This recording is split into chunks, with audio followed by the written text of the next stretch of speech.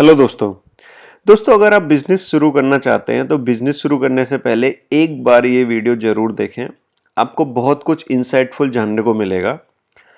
दोस्तों हर कोई चाहता है अपना बिजनेस शुरू करे और उसमें अनलिमिटेड ग्रोथ अचीव करे।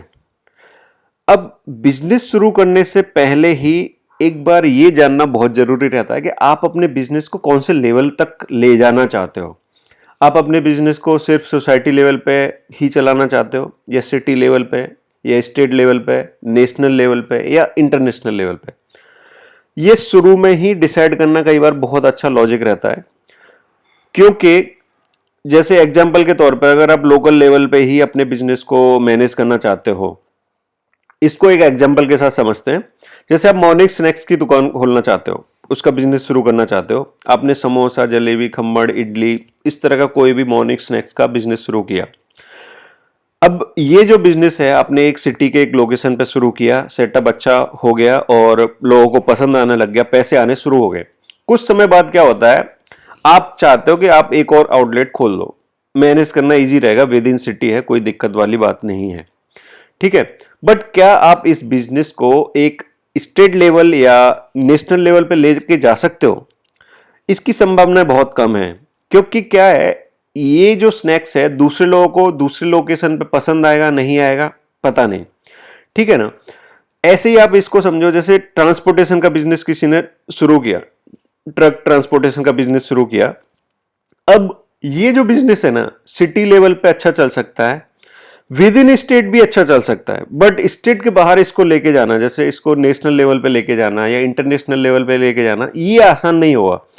एक स्टेट के रूल रेगुलेशन आपको अच्छे से समझ में आ सकते हैं, हर स्टेट के समझ में आ जाए ये थोड़ा सा कई बार डिफिकल्ट रहता है। अब अगर आप इंटरनेशनल लेवल की बात करें, अगर आप अपने बिजनेस में इंटरनेट कनेक्ट कर सकते हो जिससे आपके कस्टमर आ सकते हैं, वो बिजनेस एक बेहतरीन बिजनेस ग्रोथ का बिजनेस रहता है। मतलब उसमें ग्रोथ है ना बहुत ज्यादा हो सकती है।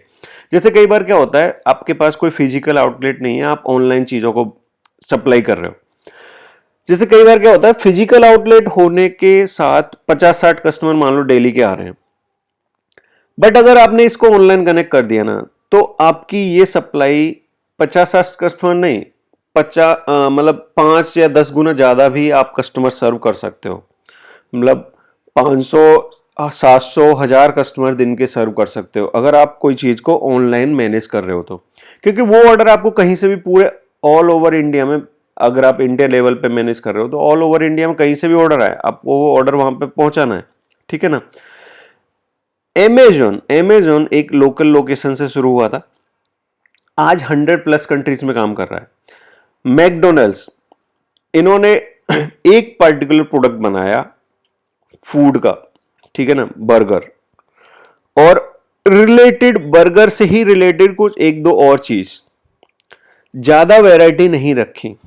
और आज की डेट में इन्होंने उस मॉडल को फ्रेंचाइजी मॉडल में बढ़ाते बढ़ाते 41,800 आउटलेट है इनके, 2023 तक का डेटा है ये। 41,000 आउटलेट, इन्होंने उस प्रोडक्ट को ही स्टैंडर्ड कर दिया। ऐसा नहीं है कि जैसे यूपी वालों को नाश्ते के लिए मान लो कोई एक चीज पसंद है, गुजरात वालों को कोई दूसरी चीज पसंद है, तो इन्होंने ऐसा नहीं किया कि गुजरात वालों को कुछ अलग खिला रहे, यूपी वालों को कुछ अलग खिला रहे, नहीं, इन्होंने अपने प्रोडक्ट ही फिक्स कर दिया, भाई यूपी वालों को भी वही खिला रहे, गुजरात वालों को भी वही खिला रहे। तभी ये कॉपी कर सकते हैं, तभी ये मल्टीपल लोकेशन पे ऑपरेट कर सकते हैं। अगर इन्होंने प्रोडक्ट टाइप ही चेंज कर दिया ना अलग अलग लोकेशंस पे, तो दिक्कत हो जाएगी, फिर वो स्टैंडर्ड मेंटेन नहीं होगा और फिर बिजनेस लॉस में जाता जाएगा, कस्टमर कम अट्रैक्ट होंगे, ठीक है। एक्चुअली बिजनेस में जो वेल्थ का फॉर्मूला होता है ना, वो बड़ा सिंपल सा फॉर्मूला है। आपके बिजनेस से जो वेल्थ क्रिएट होती है वो आप नंबर ऑफ यूनिट कितने बेच रहे हो और उस यूनिट की कॉस्ट क्या है, ठीक है। अगर आप नंबर ऑफ यूनिट बढ़ा सकते हो, आप 10 क्वांटिटी बेच रहे हो, आप 20 कर सकते हो, 20 बेच रहे हो, 30 कर सकते हो, 50 कर सकते हो, 100 कर सकते हो, 500 कर सकते हो, तो आपकी वेल्थ बढ़ती जाएगी। या आप अपनी यूनिट कॉस्ट बढ़ा सकते हो, जैसे आप कोई प्रोडक्ट 10 रुपए का बेच रहे थे तो उसको 15 रुपए कर सकते हो, 500 रुपए का बेच रहे थे उसे 1000 रुपए कर सकते हो। मतलब इस तरह से बट वो रेंज उस पर डिपेंड करती है कि आपकी वो कॉस्ट कस्टमर पे करने के लिए भी रेडी हो।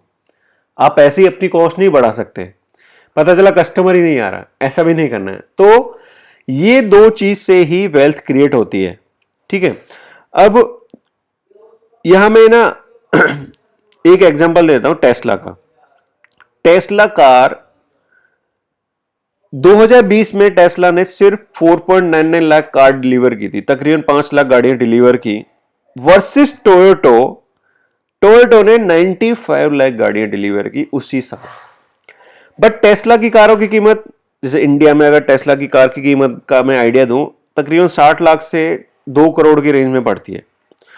तो इनका फॉर्मूला क्या रहा? नंबर ऑफ यूनिट कम है, नंबर ऑफ यूनिट कम बेची है, बट यूनिट कॉस्ट इनकी अच्छी है। तो इसके लिए इसका रिजल्ट ये रहा कि 2020 में ही टेस्ला ऑटोमोबाइल कंपनी की पोजीशंस में नंबर 1 पे चली गई अक्रॉस वर्ल्ड।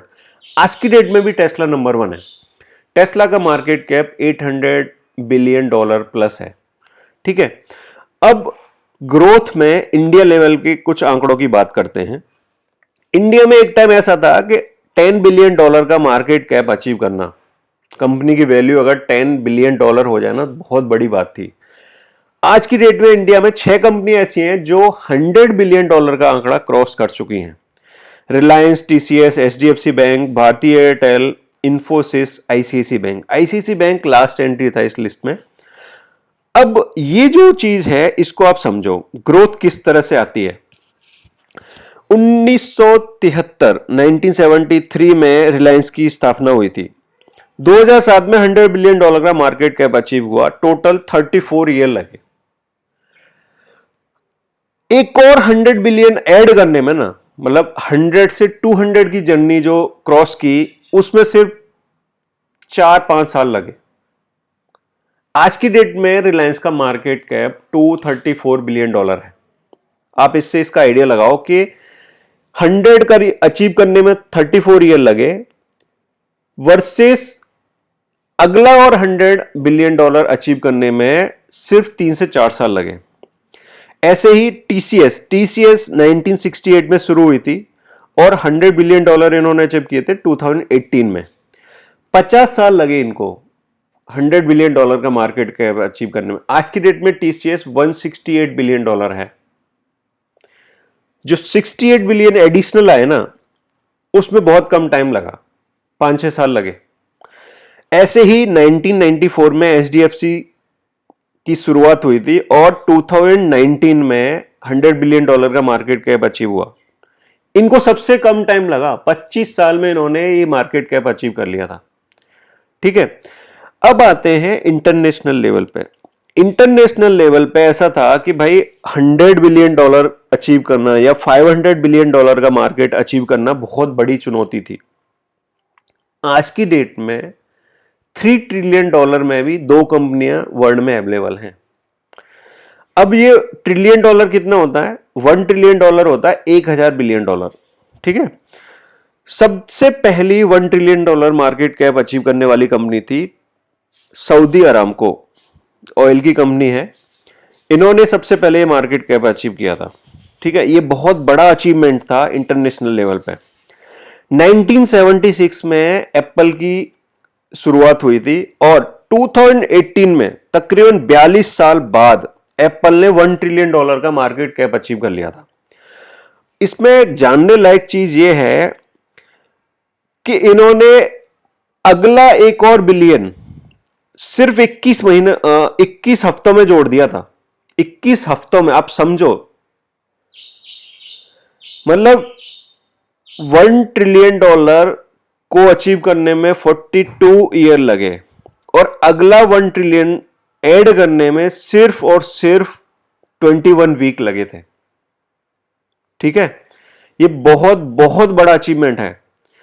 आज की डेट में एप्पल का मार्केट कैप 3.5 ट्रिलियन है, मतलब अभी उन्होंने $3 ट्रिलियन का भी आंकड़ा कर दिया क्रॉस, $3.5 ट्रिलियन पे हैं। 3.5 ट्रिलियन का मार्केट कैप है। इनके अलावा और भी कंपनियां बड़े लेवल के मार्केट कैप, $1 ट्रिलियन से ज्यादा के मार्केट कैप अचीव की हुई है। माइक्रोसॉफ्ट का आज की डेट में मार्केट कैप $3.25 ट्रिलियन है। ये भी $3 ट्रिलियन का मार्केट कैप अचीव कर चुकी है। $3 ट्रिलियन का मार्केट कैप अचीव करना बहुत बहुत बड़ी बात है। सिर्फ 2 कंपनियां, पूरे वर्ल्ड में सिर्फ 2 कंपनियां हैं। Amazon $1 ट्रिलियन क्रॉस कर चुकी है, इवन $2 ट्रिलियन क्रॉस कर चुकी है। अल्फाबेट है, मेटा ने बहुत ग्रोथ किया है। जो फेसबुक और इंस्टाग्राम को जो मैनेज करती है ना, वो कंपनी, उसने बहुत बहुत ग्रोथ किया है। वो $1 ट्रिलियन का मार्केट कैप क्रॉस कर चुकी है, ऑलमोस्ट 2 टच करने वाली है। ठीक है, तो बहुत बहुत ग्रोथ पॉसिबल है आज की डेट पे। जो आंकड़े हम सोच नहीं सकते थे, वो आंकड़े आज कंपनी अचीव कर रही है मार्केट कैप में। इतना ब्रांडिंग हो चुका है, इतना वैल्यू बढ़ चुका है उनका। दोस्तों, अगर इस ट्रेंड को आप फॉलो करें तो आप भी बिलियनर बन सकते हो। आपकी कंपनी भी बहुत कई $बिलियन की कंपनी बन सकती है। अगर आप अपने सेगमेंट में अच्छा प्रदर्शन कर रहे हो, अच्छा रिजल्ट दे रहे हो, पॉजिटिव रिजल्ट आ रहा है, ग्रोथ हो रही है कंपनी की, फिर आप आईपीओ लेके आओ। आईपीओ से आप रातों रात मिरेकल अचीव कर सकते हो। राधाकृष्ण दमनी जी के बारे में आपको पता होगा, डी मार्ट के ओनर हैं। डी मार्ट ने जो उनकी ओरिजिनल कंपनी है एवेन्यू सुपरमार्ट्स, उसके नाम से आईपीओ लेके आए थे। आईपीओ बड़ा हिट हुआ। 299 का बेसिक कॉस्ट से शुरू हुआ था। इसका पर शेयर वैल्यू जो थी 299 रखी गई थी। ये ओवर सब्सक्राइब हुआ और जब खुला तो ये 604, मतलब ऑलमोस्ट डबल, 299 का 604 पे खुला है। जिस दिन खुला उसी दिन राधाकृष्ण दमनी जी के अलावा उनकी फैमिली के कम से कम 4-5 मेंबर बिलियनर बन गए थे। तो दोस्तों, ये भी एक नया ट्रेंड है, बहुत अट्रैक्टिव ट्रेंड है। आप अपनी कंपनी स्टार्ट करो, उसको पॉजिटिव वे में आगे बढ़ाओ, कस्टमर जोड़ो उससे, और फिर उसका जब आपका परफॉर्मेंस अच्छा रहे उस समय फिर आप एक आईपीओ लेके आओ और आईपीओ से आप अपने एक्सपेंशन को प्लान करो। ठीक है, तो वो आईपीओ लाने से अभी रिसेंटली ये हुआ ओला इलेक्ट्रिक के साथ। उनका आईपीओ आया, उसी दिन भावेश अग्रवाल जो उसके फाउंडर हैं, को फाउंडर हैं, वो बिलियनर बन गए। मतलब आईपीओ की जो कॉस्ट थी और जो अभी जो उनकी शेयर की वैल्यू चल रही है वो डबल हो चुकी है। तो ये मार्केट कैप जो उनकी एक ओरिजिनल मार्केट कैप थी ना, वो डबल हो गई। उनकी खुद की वेल्थ डबल हो गई।